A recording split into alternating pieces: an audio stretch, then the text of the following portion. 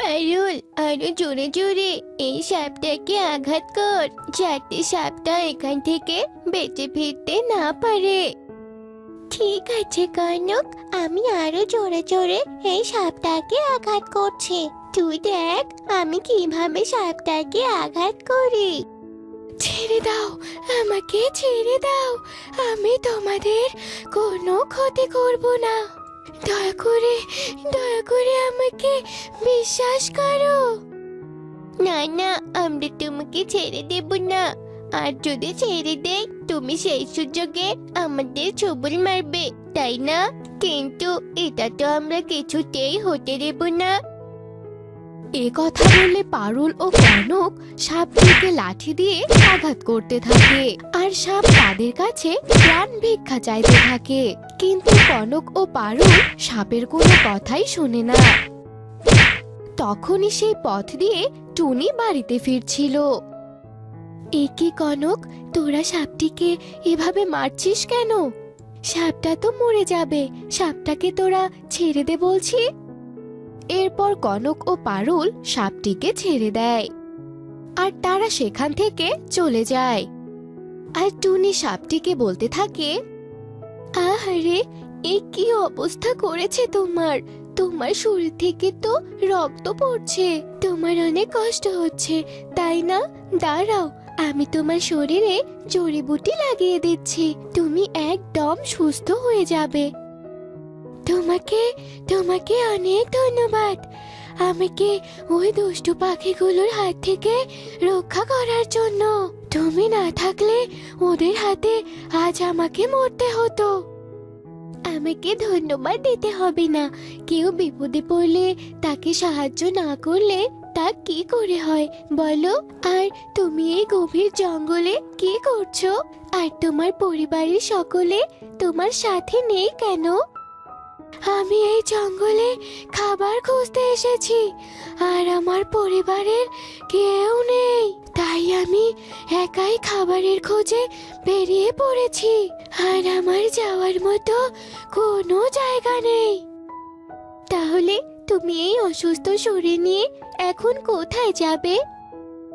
আমি জানি না আমি কোথায় যাব।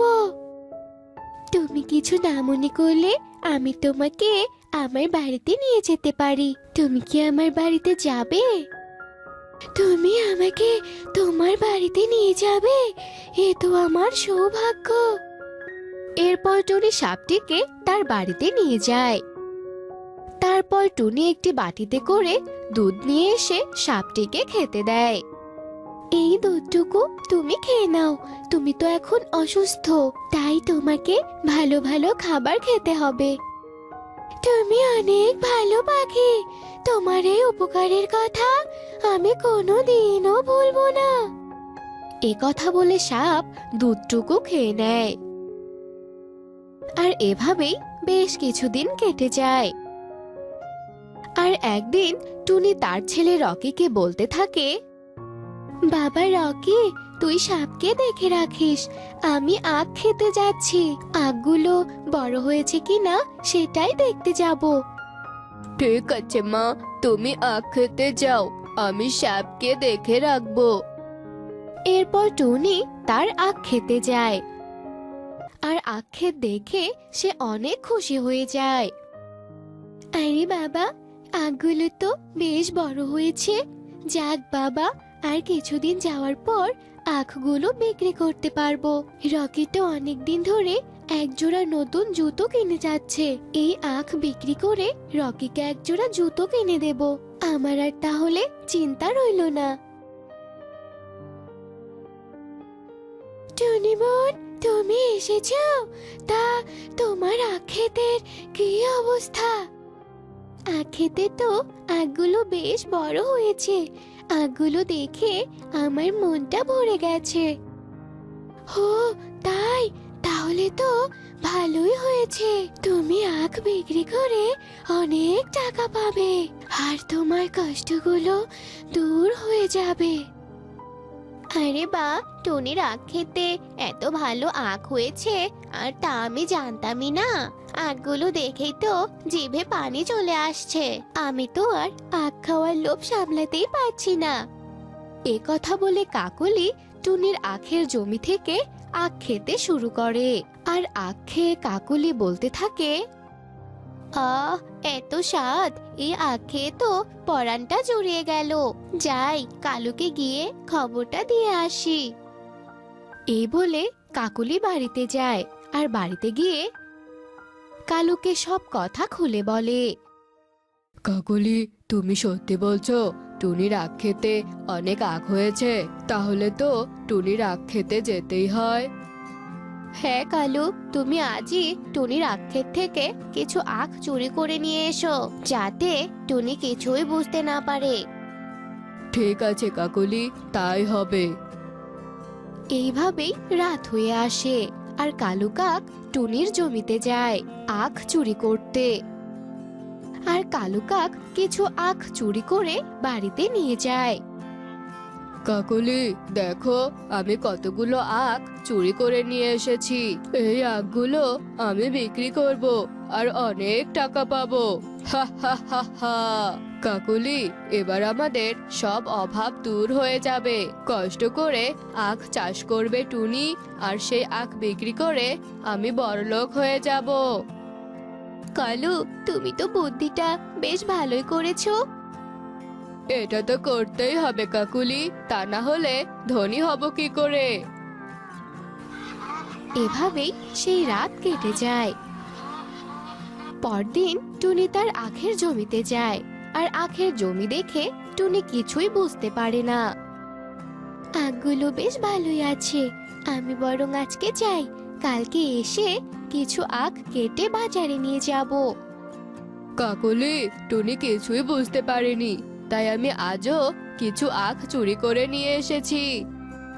তুমি একদম ঠিক কাজ করেছো। এখন আখগুলো নিয়ে বাজারে যাও। ঘরে কোনো বাজার নেই, বাজার থেকে ফেরার সময় কিছু বাজার করে নিয়ে এসো।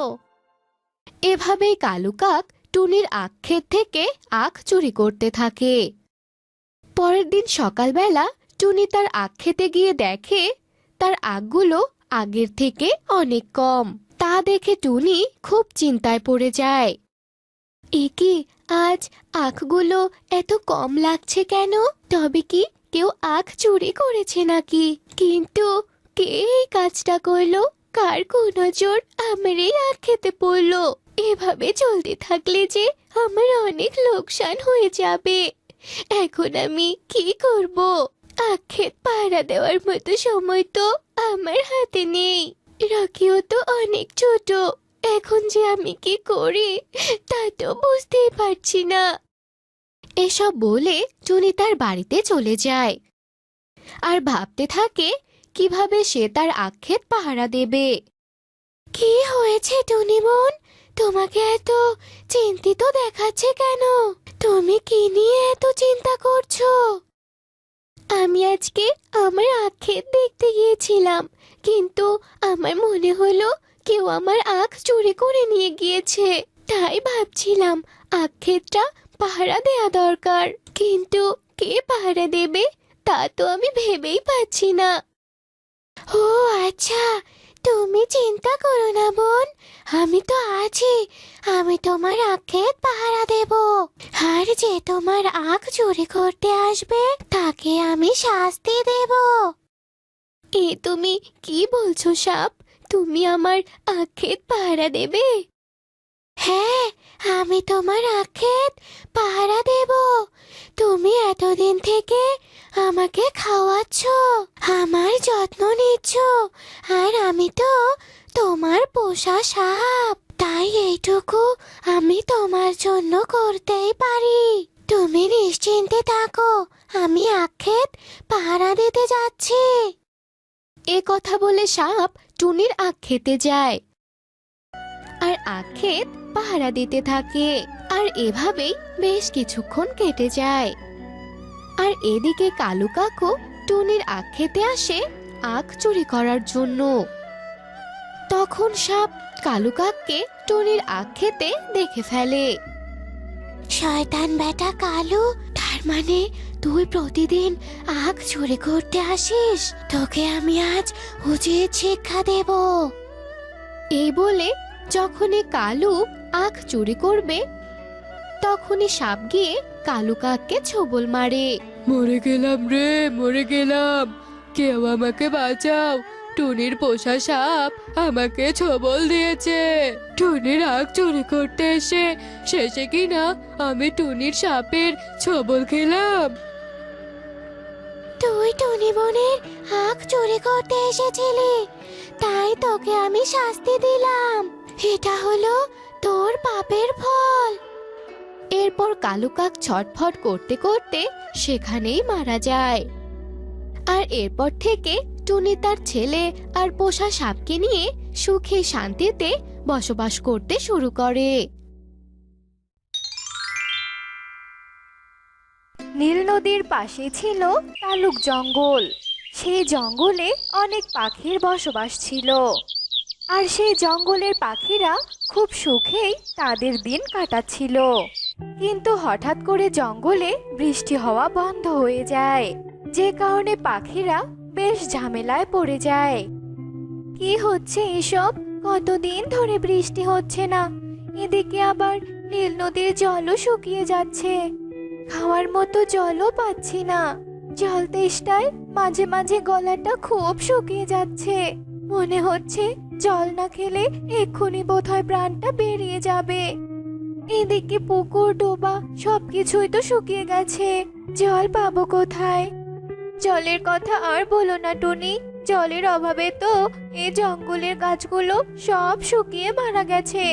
দেখোই না, আমার আগে যে গাছটাতে বাসা ছিল সেই গাছটাও তো জলের অভাবে শুকিয়ে মারা গেছে। তাই তো আমি এখানে বাসা বানিয়েছি। সেসব কথা তো বুঝলাম, কিন্তু আমাদের জঙ্গলে হঠাৎ করে বৃষ্টি হওয়া বন্ধ হলো কেন? আর তোমরা কি জানো, আমাদের পাশের জঙ্গলে কিন্তু বৃষ্টি হয়, আর ওই জঙ্গলের পাখিরা বেশ আরামেই আছে। তাই নাকি? তাহলে আমাদের জঙ্গলে কেন বৃষ্টি হচ্ছে না? নিশ্চয় এর পেছনে কোনো কারণ আছে। তবে চলো তো আমরা পেঁচা জ্যোতিষীর কাছে যাই, নিশ্চয় উনি এই ব্যাপারে কিছু জানবেন। এরপর সব পাখিরা মিলে পেঁচা জ্যোতিষীর কাছে যায়, আর পেঁচা জ্যোতিষীকে অনাবৃষ্টির ব্যাপারে সব কথা খুলে বলে। ও, এই ব্যাপার? তবে তোমরা সবাই ভেবো না, তোমরা সবাই একটু শান্ত হও। আমি এক্ষুনি ধ্যানে বসছি, ধ্যান করলে নিশ্চয় আমি এর কারণ সম্পর্কে জানতে পারবো। এরপর পেঁচা জ্যোতিষী ধ্যানে বসেন, আর ধ্যান শেষ করে পেঁচা জ্যোতিষী অস্থির হয়ে বলেন, এ কি দেখলাম আমি? এ তো সাংঘাতিক ব্যাপার। আমরা এই জঙ্গলের সব পাখিরা এখন খুব সংকটে আছি। এই জঙ্গলের উপরে যে গোলাপি মেঘ আছে তার সাথে নীল নদীর দ্বন্দ্ব শুরু হয়েছে, তাই গোলাপি মেঘ বৃষ্টি হতে দিচ্ছে না। আর বৃষ্টি না হওয়ায় অতিরিক্ত গরমের কারণে নীল নদীর জল শুকিয়ে যাচ্ছে। আর যতদিন না গোলাপি মেঘ থেকে বৃষ্টি নামছে ততদিন নীল নদীর জল শুকাতেই থাকবে। আর কিছুদিনের মধ্যে নীল নদীর সব জল শুকিয়ে যাবে, আর নীল নদীর জল শূন্যতা আর অনাবৃষ্টির কারণে এই বন মরুভূমিতে পরিণত হবে। আর তখন আমরা সব পাখিরা চরম সংকটে পড়ব। এসব আপনি কি বলছেন জ্যোতিষী বাবা? এই কিছুদিনের বৃষ্টি না হওয়াতেই আমরা তো অনেক বিপদে পড়েছি, অনেক পাখিরা তো জলের অভাবে মারাই গেছে। এভাবে চলতে থাকলে তো আমরাও মারা যাব। কিন্তু জ্যোতিষী বাবা, আবার বৃষ্টি হওয়া নিয়ে কি কোনো উপায় নেই? আর গোলাপি মেঘের সাথে নীল নদীর দ্বন্দ্বের অবসানই বা ঘটবে কি করে? সেটা তো আমিও ভাবছি, তবে তোমরা এত ভেবো না, তোমরা এখন বাসায় যাও, আমি চিন্তা ভাবনা করে দেখছি কি করা যায়। তারপর না হয় পাখি সভা ডেকে এই সমস্যার সমাধানের উপায় বলে দেব। প্যাঁচার কথা মতো সব পাখিরা নিজেদের বাড়িতে চলে যায়, কিন্তু সকলেই জলের অভাবে ভীষণ সমস্যায় পড়ে যায়। এরপর আরো কদিন কেটে যায়। মা, ও মা, মা তুমি এসেছো? আমার না বড্ড জল তেষ্টা পেয়েছে, তুমি আমাকে একটু জল খেতে দাও না মা। মারে, বাইরে যে হারে রোদ আর গরম পড়েছে তাতে তো তেষ্টা পাবেই, কিন্তু মারে এই জঙ্গলে তো কোনো জল নেই। জল খেতে হলে তো নীল নদীতে যেতে হবে, কিন্তু তুই তো অনেক ছোট, তুই তো এত দূর উঠতে পারবি না। তাছাড়া নীল নদীর জলও তো প্রায় শুকিয়ে এসেছে, কিভাবে যে তোকে জল খাওয়াই? তুই একটু ধৈর্য ধর মা, আমি দেখি কোনো উপায় পাই কিনা। টুনির এসব কথা শেষ হতে না হতেই সেখানে পায়রা চলে আসে আর টুনিকে বলে, যা ভাবার আছে পরে ভাবিও টুনি বোন, এখন পাখি সভায় চলো। জ্যোতিষী বাবা যে পাখিদের সভা ডেকেছেন, নিশ্চয়ই জ্যোতিষী বাবা কোনো একটা সমাধান পেয়েছেন, তাই পাখি সভা ডেকেছেন। এক্ষুনি চলো, আর দেরি করা যাবে না। হ্যাঁ গো পায়রা দিদি, যাচ্ছি। শোন মা টুনটুন, তুই একটু অপেক্ষা কর, আমি পাখি সভায় যাচ্ছি। আর ভাবিস না রে মা, তোর জল তেষ্টা মেটানোর জন্য জল আমি নিয়েই আসবো। এসব কথা বলে টুনি পায়রা সহ পাখি সভায় যায়। আর পাখি সভায় সব পাখিদের সামনে জ্যোতিষী পেঁচা বলে, অনেক ভাবনা চিন্তার পর একটা ব্যাপারে নিশ্চিত হলাম, আর সেটা হলো গোলাপি মেঘ নীল নদীর সাথে সহজে বন্ধুত্ব করবে না। তাই গোলাপি মেঘ আর নীল নদীর বন্ধুত্ব করানোর জন্য আমাদেরকে গোলাপি মেঘের সাথে কথা বলতে হবে। আর আমি সিদ্ধান্ত নিয়েছি, আমরা সব পাখিরা মিলে এক্ষুনি গোলাপি মেঘের সাথে কথা বলতে যাব। পেঁচা জ্যোতিষীর এমন কথা শুনে সব পাখিরা সম্মতি জানায় আর সবাই মিলে গোলাপি মেঘের কাছে যায়। কি তোমরা সব পাখিরা একসঙ্গে আমার এখানে কেন এসেছো? তা বলছে কি কি কারণে তোমরা এখানে এসেছো বলো আমাকে। আমরা আপনার কাছে একটা অনুরোধ নিয়ে এসেছি, আপনি দয়া করে নীল নদীর সাথে বন্ধুত্ব করে নিন, আর দয়া করে আমাদের জঙ্গলের ওপর বৃষ্টি ঝরান। অনাবৃষ্টির কারণে যে আমরা খুব বিপদে পড়েছি, অনেক পাখি জলের অভাবে মারা গেছে, আমরা বেশ বিপদে আছি, আপনি আমাদের রক্ষা করুন। হ্যাঁ গো গোলাপি মেঘ, আমি তো আমার মেয়েকে তৃষ্ণার্ত অবস্থায় বাড়িতে রেখে এসেছি। এখন যদি আপনি নীল নদীর সাথে বন্ধুত্ব না করেন আর বৃষ্টি না ঝরান, তাহলে যে আমাদের মতো অসহায় পাখিদের জীবন নষ্ট হয়ে যাবে, ছানারা মারা যাবে, আমরাও মারা যাব। আপনি আমাদের এই অসহায় পাখিদের জীবন ভিক্ষা দিন। সব পাখিদের এমন অনুরোধে গোলাপি মেঘের মনে অনেক মায়া হয়। তোমাদের অনুরোধের কাছে আমার জেদের পতন হলো আজ। তোমরা নিশ্চিন্তে জঙ্গলে ফিরে যাও, আমি নীল নদীর সাথে বন্ধুত্ব করে নেব, আর বৃষ্টিও ঝরাবো, আর জলের জন্য তোমাদের অত কষ্টও করতে হবে না। যাও, তোমরা এখন জঙ্গলে ফিরে যাও। গোলাপি মেঘের এমন আশ্বস্ত কথা শুনে সব পাখিরা জঙ্গলে ফিরে আসে, আর গোলাপি মেঘ নীল নদীর সাথে কথা বলে ভাবও করে নেয়। আর তারপর গোলাপি মেঘ বৃষ্টি ঝরায়, আর এভাবেই গোলাপি মেঘ আর নীল নদী নিজেদের মধ্যে বন্ধুত্ব তৈরি করে। আর গোলাপি মেঘের বৃষ্টি ঝরানোর ফলে অসহায় পাখিরা রক্ষা পায়। তো বন্ধুরা, আমাদের আজকের এই গল্পটি তোমাদের কাছে কেমন লেগেছে তা কমেন্টে জানাতে ভুলো না কিন্তু। আরে কাকলি বৌদি, আমি শুনলাম আজকাল তুমি নাকি তোমার ডিমে একদম তা দিতে চাও না। ডিমে তা না দিলে তো তোমার সন্তানের ক্ষতি হবে। ধুর টনি দিদি, তুমি যে কি বলো না, আমার তো ডিমে তা দিতে একদম ভালো লাগে না। জানো, সারাদিন ইচ্ছে করে শুধু নদীর পাড়ে এসে ঘুরে ঘুরে বেড়াই। আরে কাকলি বৌদি, সে তো তুমি পরেও করতে পারবে, আগে তো ডিম ফুটে ছানা বের হোক। হ্যাঁ হ্যাঁ, সে পরে দেখা যাবে, তোমার থেকে আমার জ্ঞান নিতে হবে না। ঠিক আছে কাকলি দিদি, তুমি যা ভালো মনে করো তাই করো। তবে এবার আমি চললাম, টোনা তো আবার বাসায় একাই আছে, টোনা তো আমার ডিম পাহারা দিচ্ছে। এসব বলে টুনি বাসায় চলে যায়, অন্যদিকে কাকুলি কাকু বাড়িতে চলে যায়। তুমি ডিম বাড়িতে রেখে কোথায় গিয়েছিলে শুনি? আজকাল দেখছি তুমি একদম ডিমে তা দিতে যাচ্ছ না। আমি যখন খাবার খুঁজতে যাই তখন তুমি খেলতে চলে যাও, আর আমাদের ডিম যে একা বাড়িতে পড়ে থাকে সে খেয়াল কি তোমার আছে?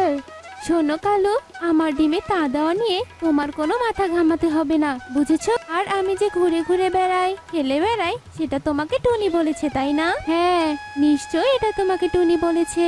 ওই টুনির তো খেয়ে দেওয়ার কাজকর্ম নেই, সারাক্ষণ শুধু আমার পিছনে পড়ে থাকা। শোনো কাকলি, আমাকে এসব তুমি দিদি কেন বলতে যাবে বলো তো?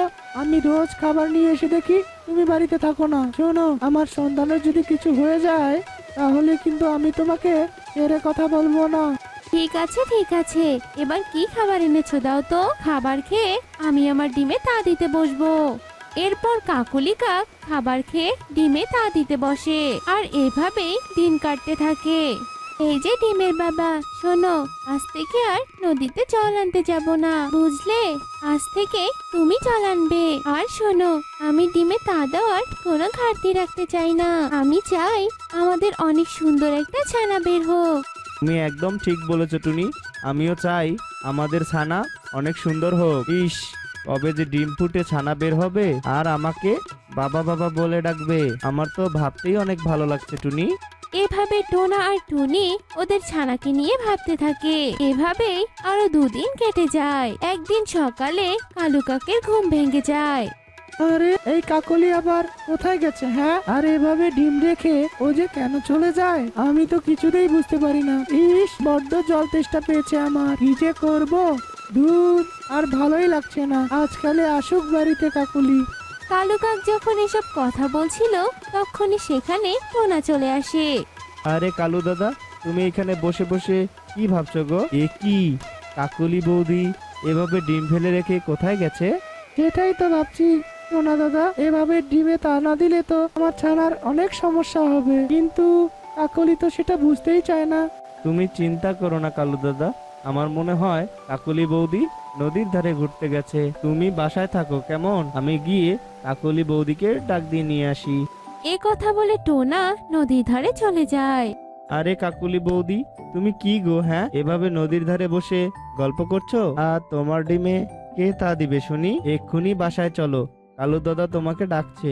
ধুর, এই কালুর জ্বালা আমার আর সহ্য হচ্ছে না। কি যে করি আমি ভেবেই পাচ্ছি না। এই, তোরা গল্প কর, আমি বাসায় যাচ্ছি। এরপর কাকলি কাক বাড়িতে যেতেই কাকলি, তোমাকে আমি আর কত বোঝাবো বলো তো? এখন তো আমার মনে হচ্ছে তোমাকে বিয়েটা করাই আমার ভুল হয়েছে। সারাদিন তোমার খালি অলসতা, তোমাকে তো সবকিছু আমি এনে দিই, তাহলে কেন যে তুমি এমনটা করো বুঝতেই পারি না আমি। এসব কথা বলে কালু কাক সেখান থেকে চলে যায়। আর এভাবেই দিন কাটতে থাকে। একদিন সকালে টুনির ডিম ফুটে একটি মিষ্টি সুন্দর ছানা বের হয়। টোনা, এই টোনা, দেখো আমাদের একটা মিষ্টি আর নাদুস নুদুস ছানা হয়েছে। কি যে ভারী সুন্দর দেখতে। মা, ও মা, তুমিও অনেক সুন্দর দেখতে। মা, বাবা, ও বাবা, তুমিও অনেক সুন্দর দেখতে জানো। আমার তো এতদিন তোমাদের খুব দেখতে ইচ্ছে করেছে বাবা। আজ আমার খুব খুশি লাগছে তোমাদের দেখতে পেয়ে। দেখো টোনা, দেখো আমাদের মেয়ে কত সুন্দর কথা বলতে পারে। হ্যাঁ মা, তুমিও তো অনেক ভালো। তুমি আমার কত যত্ন করেছো। তুমি আমাকে একা রেখে কোথাও যাওনি, নদীর পাড়েও যাওনি ঘুরতে। তুমি অনেক ভালো মা। বাবা, তুমিও কিন্তু অনেক ভালো। তুমি সব সময় মাকে সাহায্য করেছো। সত্যি আমি তোমাদের মতো মা বাবা পেয়ে অনেক খুশি হয়েছি। আমার তো আরো আগে ডিম ফুটে তোমাদের দেখতে ইচ্ছে করেছিল। দেখেছো টুনি, আমাদের মেয়েটা কি সুন্দর করে কথা বলছে। ইস, আমার তো অনেক ভালো লাগছে টুনি। আচ্ছা রে মা, এবার থেকে তুই তোর মায়ের সাথে সারাক্ষণ ঘুরে বেড়াবি কেমন? সন্তান পেয়ে টোনা আর টুনি যখন এমন খুশি হচ্ছিল, অন্যদিকে কাকলির ডিম ফুটে একটি ডানা শুকানো প্রতিবন্ধী ছানা বের হয়।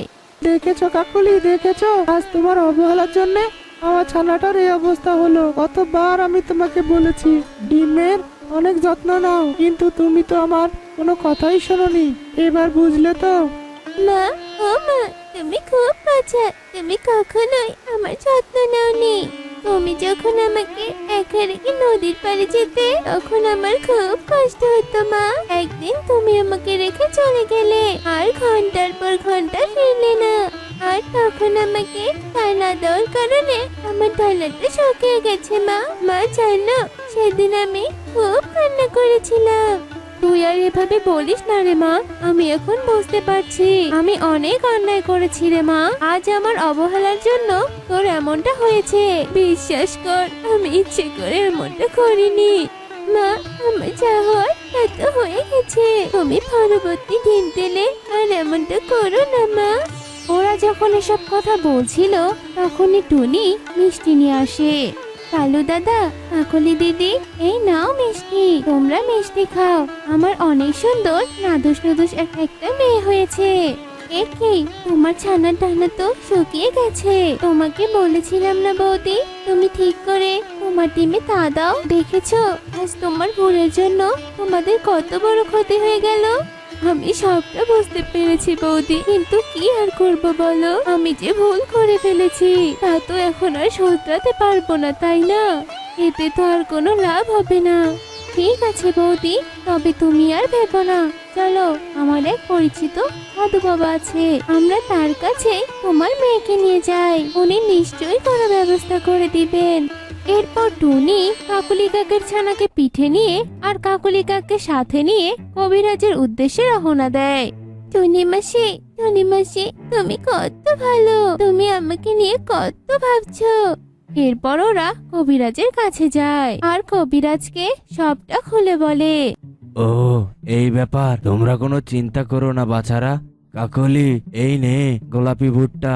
এই গোলাপি ভুট্টা তোর মেয়েকে 3 দিন খাওয়ালে তোর মেয়ে একদম সুস্থ হয়ে যাবে রে। তোর আর কোনো ভয় থাকবে না তখন। এরপর ওরা গোলাপি ভুট্টা নিয়ে চলে আসে। এরপর কাকলি ওর মেয়েকে গোলাপি ভুট্টা 3 দিন খাওয়াতে থাকে। আর 3 দিন ভুট্টা খাওয়ার পর কাকলির মেয়ের ডানা একদম ঠিক হয়ে যায়। এরপর ওরা সুখে শান্তিতে ওদের দিন কাটাতে থাকে। দেখলে তো বন্ধুরা, অলসতার পরিণাম কি হতে পারে। তাই আমাদের অলসতা না করে সময়ের কাজ সময়ে করতে হবে।